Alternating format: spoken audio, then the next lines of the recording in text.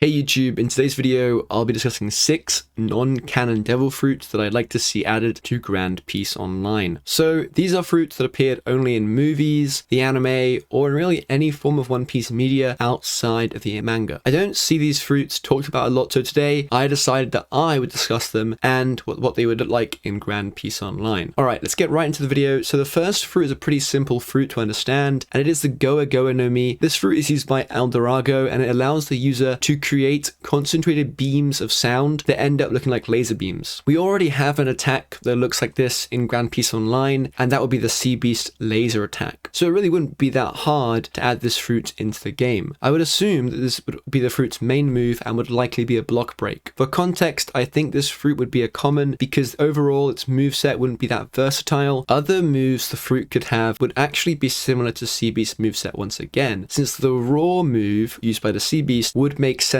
as this fruit is based on sound, and in my opinion the Sea Beast raw would fit this idea perfectly. Obviously all of these Sea Beast attacks would have to be nerfed in terms of size and damage, since otherwise the fruit would be just OP because of the AoE, block breaks and that kind of thing. It would definitely need to be reworked from the Sea Beast, but the Sea Beast attacks are a great starting point. The next fruit I'd like to talk about is the Ame Ame no Mi. This fruit is actually a Logia and is used by Gaspard in the movie 4. The fruit actually reminds me a little bit of Barry that's in the game currently, since both have the ability to create spikes and walls out of the fruit's material. The main difference being though that the Ame Ame no Mi is a Logia, so it would of course have Logia dodges and probably a more versatile moveset. I do like this fruit a lot and I loved movie 4, but if it was added, I'd much prefer the devs came up with some cool new ideas for moves that would separate the fruit from Barry. The third fruit is kind of strange, so bear with me, and that is the Noko Noko no Mi. This is the mushroom fruit used by Mashuru in movie 9. I never finished movie 9, but I vaguely remember this fruit being used there, so it's definitely not a big fruit that everyone knows about, but it's still a pretty cool fruit, and this fruit would definitely be a rare or a common, since it really doesn't have that much potential. However,